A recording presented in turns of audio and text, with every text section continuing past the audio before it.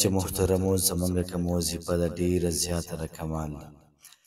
د حضرت علیه السلام یو عبادت ګزار ته دا وظیفه ورکړې وه او فرمایي چې په دې وظیفې باندې د انسان 1000 حاجتونه دا پوره کېږي او دغه رنګې 1000 مشکلات الله پاک د انسان دا اسانوي.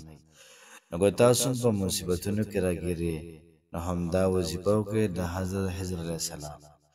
که چېرته ستاسو هم حاجات دي او ناممکن حاجات یې پوره کېږي نه، خو نن دا وظیفه شروع کړئ او د حضرت علیه السلام په طریقه محترمو دا زده کړئ، په دې باندې دا وظیفه وکړئ. انشاءالله العزیز الله پاک به ستاسو هره قسمه مسله دا به الله پاک ختمه کړي او دغه رنګه څومره هم ستاسو حاجات دي تمام حاجات به الله پاک دا په ښه طریقې سره دا پوره کړي. بسم الله الرحمن الرحیم. شروع کوم د ډیر زیات بخښونکي او د ډیر زیات مهربان رب په نوم باندې. زه ګواهي ورکوم د دې خبرې چې د الله پاک نه علاوه د عبادت لایق بل څوک نشته. نبی کریم صلی الله علیه و آله وسلم د الله پاک بنده او د الله پاک رسول دی. نن چې محترمو زمونږ کوم وظیفه ده ډیره زیاته د کمال او ډیره زیاته عظیم الشان وظیفه ده. په دنیا کې څومره خلک اوسېږي اکثر خلک داسې وي چې د هغوی حاجت وي، د هغوی دغه رنګې څه مشکلات وي. کوشش کوئ چې داسې موږ څه ووایو چې الله پاک زموږ تمام حاجات دا پوره کړي. کوشش کوئ چې داسې څه کلمات موږ زده کړو، داسې موږ څه زده کړو چې الله پاک زموږ تمام حاجات پوره کړي، تمام مشکلات ختم کړي. لیکن محترمو نن چې کومه زموږ وظیفه ده د حضرت علیه السلام ډیره زیاته ناشنا او ډیره زیاته عجیبه وظیفه ده. د حضرت علیه السلام باره کې دا راځي چې دا اوس هم ژوندی دی.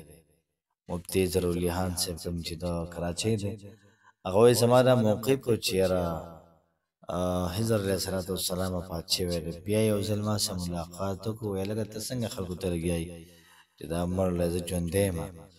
یو رایه پکې دا ده چې حضرت علیه السلام دا ژوندی دی. اکثره علما کرام دا وایي.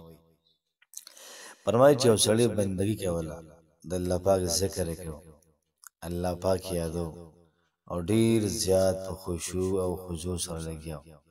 ولیکن د دې عبادت ګزاره څه حاجات نه پوره کېدل.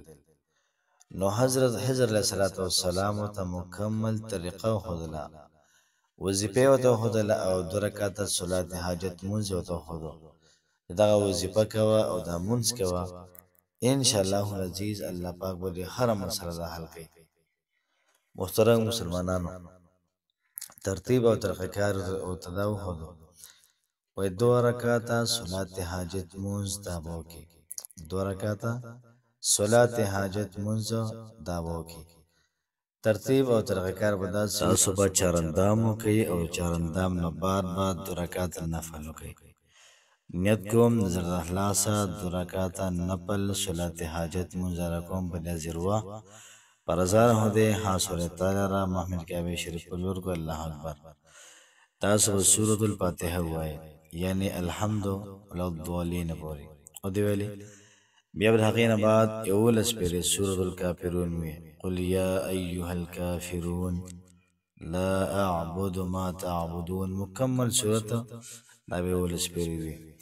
یو رکعت برابر شو، په 2م رکعت کې به بسم الله وي، سورۃ الفاتحه به وي او دا رنګ ورپسې به قل هو الله احد دا به 11 پیرې وي.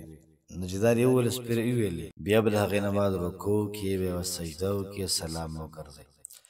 2 رکعت برابر شو، د هغې نه بعد بیا تسو کې داسې به وکړي چې په سجده کې به 3 کارونه به وکړي او یو کار به غواړي.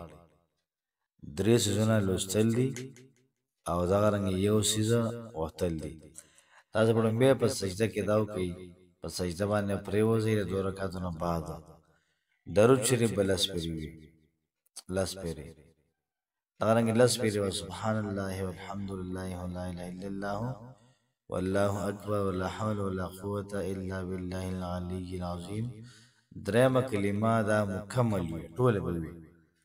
او بیا د هغې نه بعد 10 پیرې ربنا وي، اللهم ربنا آتنا فی الدنیا حسنه وفي الآخرة حسنه وقنا عذاب النار دا دی ویلي او بیا څلورم کار به دا وکړي چې بیا به دعا وکړي چې څه غواړي څه دې ارمان دی څه دې امید دی د امید د الله پاک نه وغواړي کله د امید وغوښتو د الله پاک نه مشکل دی وغوښتو دغه رنګ مشکلات ختمېدل دي دغه رنګې حاجات پوره کېدل دي ولې غوښتل داسې وغواړه چې الله پاک ستا دا او ویل محترمه دا قبول کړي داسې په خشوع سره په خضوع سره په ژړا سره انشاءالله العزیز ډېر زیاته کارآمد او ډېره ناشنا وظیفه را کوشش وکړئ په خپله موقع ملګرو سره هم شیر کړئ الله پاک هم خوشحاله آباد ساته السلام علیکم ورحمة الله وبرکاته